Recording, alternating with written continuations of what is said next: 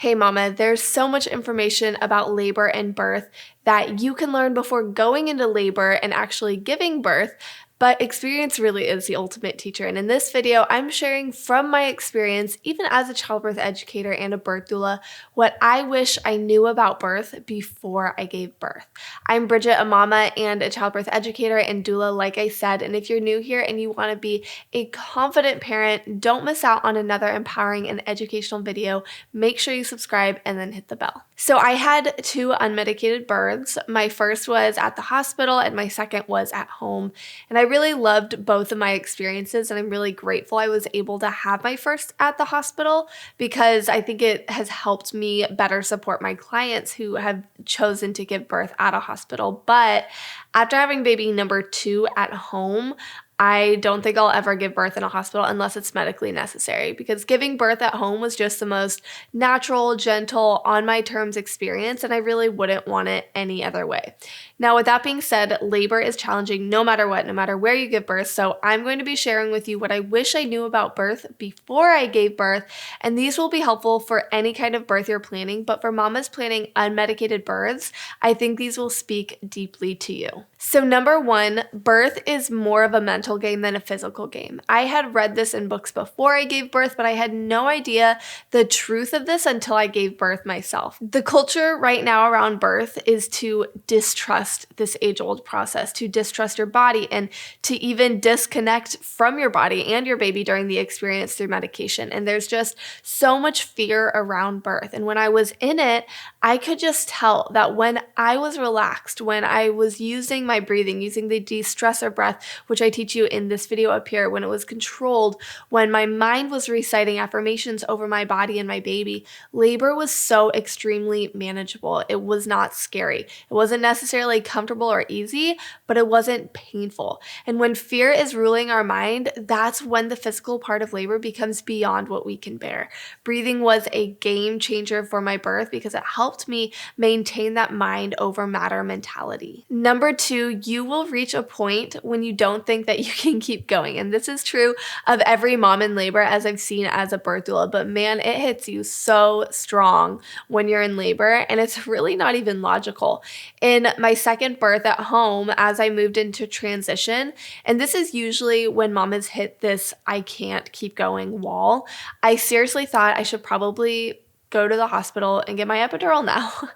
And after I gave birth, I was talking to my midwife about this, and she said she was at the most zen home birth with a mama a while back, and she was laboring in the tub, and after this mama gave birth, this mom even said that she had a moment where she considered a C-section. And it's just so funny because it's just this moment where your brain searches for any way out.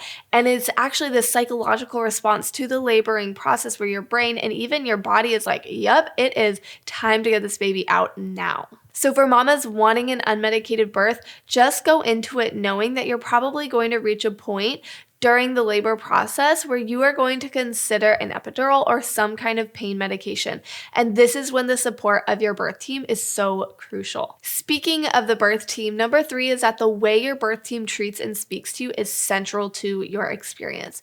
I had no personal idea of how vulnerable labor makes you feel and how being treated and spoken to just so deeply sinks into your soul during labor. With my first daughter, I went into labor at 38 weeks, and most first-time mamas go into labor closer to 41 weeks, if not beyond that, which, by the way, is totally normal and generally safe. I started having strong sensations from the get-go, and I also stopped feeling my baby move. So as a first-time mama, I was a little worried. I didn't expect those sensations to come on when they did, and I also was feeling that with decreased movement from my baby, and it was a little nerve-wracking, and I think rightfully so. So I called L&D, and they told me to come in, and I got into triage, and I told the nurse straight up, I think I'm in labor, or at least pre-labor, and I'm not expecting to be dilated. And I think I had pretty realistic expectations. I'm just here because I haven't felt much movement. So she did a cervical exam and she was like, oh yeah, you're only 1 centimeter dilated. You've got a long way to go, which I wasn't even concerned about. And then she was checking the fetal heart tones, which were great, so baby was fine, but this nurse was just so condescending in the way that she spoke to me. Now, I have pretty thick skin, especially when I know I'm right, and I believe I was in the right for going in when I wasn't feeling my baby move. But at that point, I just wanted to cry. I felt so stupid. I felt like I had wasted her time. I felt belittled and unconfident. And thankfully, I knew how to put it into perspective, and I was still pretty early on in my labor that I was able to leave that behind, and she didn't see us the rest of our labor. But man, if you have a provider on your team that is not treating you well, you can ask for a different one, because the way you are treated and spoken to in labor matters.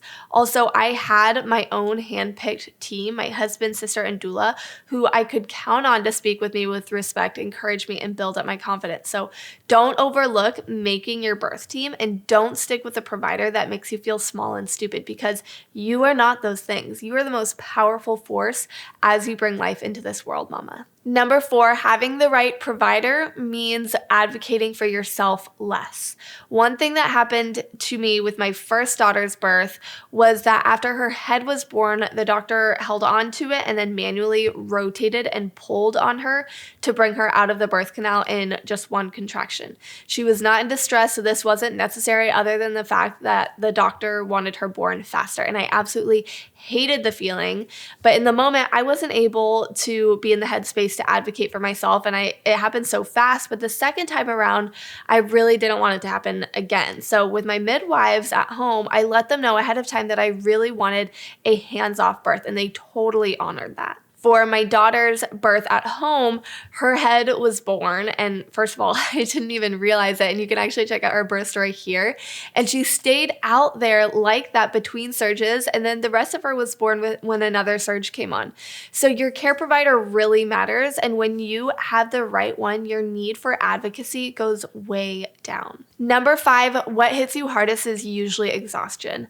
Labor can be long and it's hard work, and in order for it to end, it just has to intensify. For my first birth, I had no idea how tired I would get and how that would impact my ability to think and find comfort in labor. And this is why exercise is so important in pregnancy, because it prepares your body for the endurance that labor requires. And this is also why it's important to know labor positions that open up the various levels of the pelvis so that you're laboring smarter and not harder. And I teach you all of those things in the Built to Birth course, which is linked down below. And you can also take the free mini birth class, which is linked in the description as well. Number 6, after your water breaks, things get more intense. In my first labor, my water broke early, so contractions were pretty intense from the get-go. Your amniotic fluid serves as a cushion between your baby's head and the cervix, and as soon as it releases, that cushion is gone. So naturally, things are going to intensify as baby's head comes straight down onto the cervix. With my second labor, it didn't break until the end, around transition, and I was really thankful for that because it meant that I had a bit more time before things really intensified in labor.